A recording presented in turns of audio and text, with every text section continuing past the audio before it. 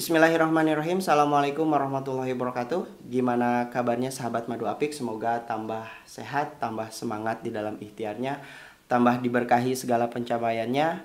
Baik, untuk video kali ini kita akan membahas tentang 8 langkah merencanakan bisnis yang autopilot. Bukankah kita pengen bahwa semakin besar bisnis kita, justru kita semakin tenang, semakin nyaman, dan segala sesuatunya semakin berjalan dengan lancar. Ternyata untuk membuat usaha kita, bisnis kita autopilot memang tidak mudah, tapi memang butuh proses, tapi bukan berarti tidak bisa dilakukan. Yuk kita bahas bareng-bareng biar kita sama-sama belajar, kita sama-sama mengoptimalkan diri kita sendiri, kita sama-sama mengilmui diri kita sendiri. Yuk kita bahas bareng-bareng ya.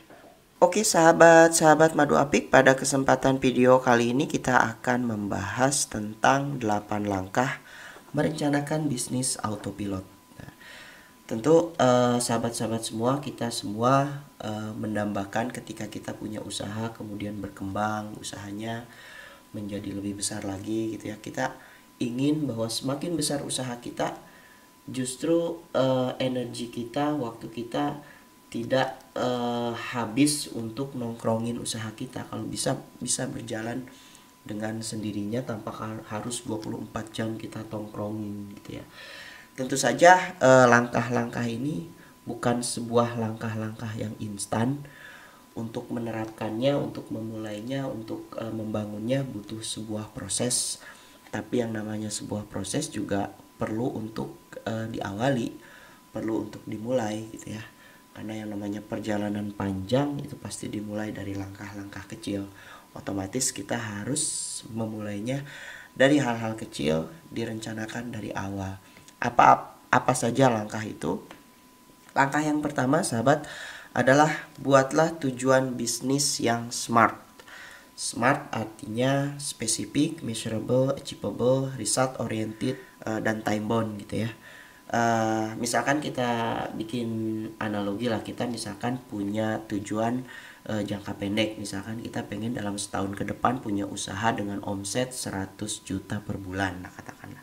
Lah, spesifikkan lagi usahanya usaha apa, katakanlah usaha madu gitu ya, karena kita semua bergerak dalam bidang madu gitu kan. Nah misalkan tujuannya adalah setahun ke depan punya omset 100 juta per bulan. Itu tujuan yang spesifik gitu ya. Kemudian measurable artinya terukur. Nah, untuk mencapai 100 juta per bulan, artinya kita harus bagi menjadi, kita konversikan ke perharinya, otomatis per hari kita harus menjual sebesar 3,3 juta per bulan. Atau misalkan kalau produk kita atau item yang kita jual adalah 100.000 per pieces, artinya kita harus menjual 33 pieces per harinya. Misalkan kondisi posisi existing kita kali ini adalah 20 pieces per hari, rata-rata penjualan otomatis harus meningkatkan 13 pieces per hari gitu. Artinya measurable, terukur gitu ya. Kemudian achievable artinya tujuan bisnis kita itu sangat realistis untuk kita capai, tidak halu lah istilahnya ya, tidak halu. Nah, untuk meningkatkan tadi katakanlah dari 20 pieces per hari menjadi 33 pieces per hari, itu kan sangat-sangat achievable lah ya. Misalkan area pemasaran kita hanya satu kota, otomatis dengan menambah 2 kota, 3 kota, 4 kota itu sesuatu yang sangat-sangat achievable gitu ya. Kemudian result oriented artinya tujuan utama kita harus patok di awal, harus kita tentukan di awal biar bisa menjadi sebuah visi kita. Karena langkah pertama ini adalah sebuah visi sebetulnya. Kemudian time bound artinya ada ukuran waktunya. Katakanlah tadi bahwa kita pengen mendapatkan omset 100 juta per bulan itu di dalam 1 tahun. Itu artinya ada batasan waktu gitu ya. Dan jangan lupa pula bahwa proses smart itu harus dibarengi dengan recorded and review. Artinya harus kita catat, kita analisa tiap saat, kemudian kita review selama misalkan 3 bulanan atau bulanan gitu ya, sehingga bisa kita ukur persentase pencapaiannya baik secara totally maupun secara proporsional. Kemudian langkah yang kedua adalah membuat strategi bisnis. Nah, kalau yang langkah pertama itu adalah sebuah visi, maka langkah kedua ini adalah sebuah misi. Bagaimana kita apa yang harus kita lakukan agar visi kita, tujuan kita bisa tercapai. ya. Bikin action plan di sini adalah stepnya adalah bikin action plan. Misalkan bagaimana sih untuk menambah omset kita biar bisa menjadi 100 juta per bulan tadi, katakanlah dengan menambah area pemasaran, area distribusi, kemudian menambah jalur pemasaran dari offline kemudian mulai online, atau misalkan dari direct selling langsung ke end user kemudian mulai merekrut reseller, atau misalkan merubah packaging biar lebih menarik. Banyak lah. Intinya bahwa langkah kedua ini adalah bikin action plan, artinya langkah-langkah yang harus kita lakukan agar tujuan kita tercapai. Dan yang ketiga adalah membuat alur kerja, ya. Ketika kita membuat sebuah produk, tentu ada bisnis flow-nya dan bisnis prosesnya dari ujung awal sampai ujung akhir. Nah, kita tuliskan dari mulai pembelian bahan baku, kemudian pembelian bahan baku tambahan, kemudian proses pengemasan, proses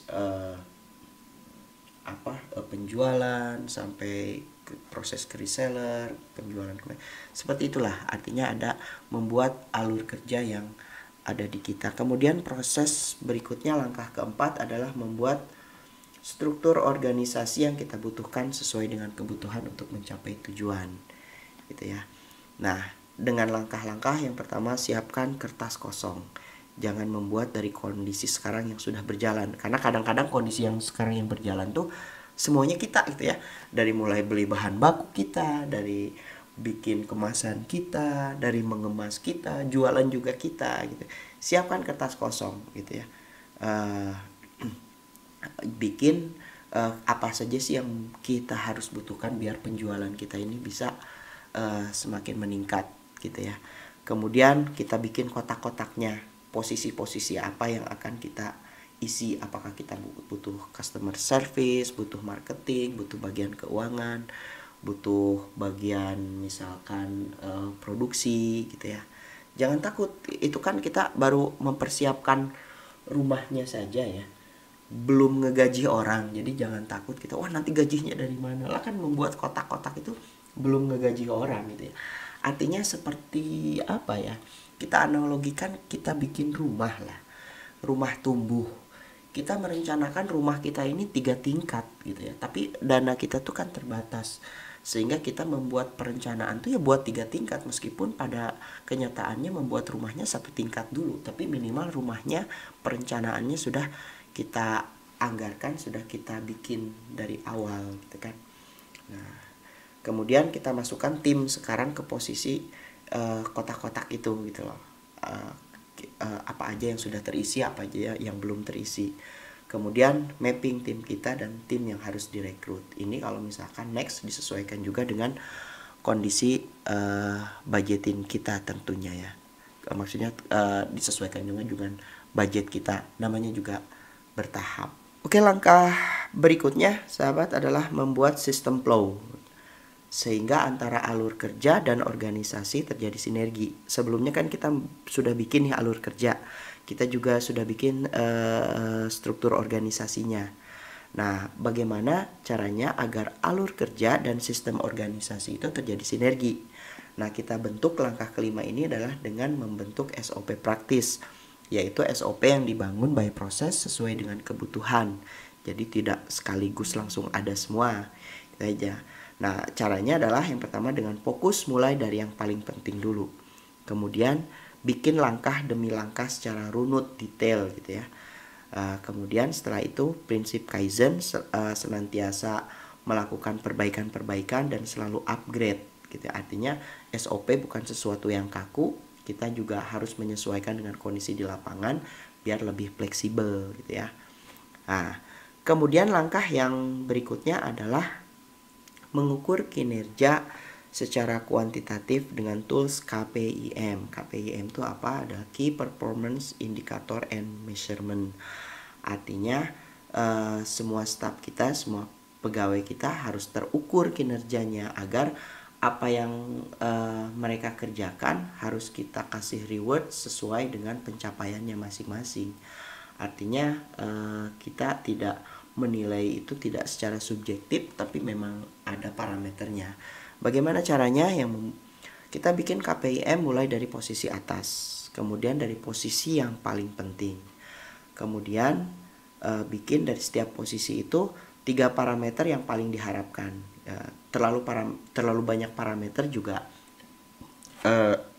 kurang bagus gitu ya, karena nanti penilaiannya pun akan terlalu bias, terlalu lebar gitu ya.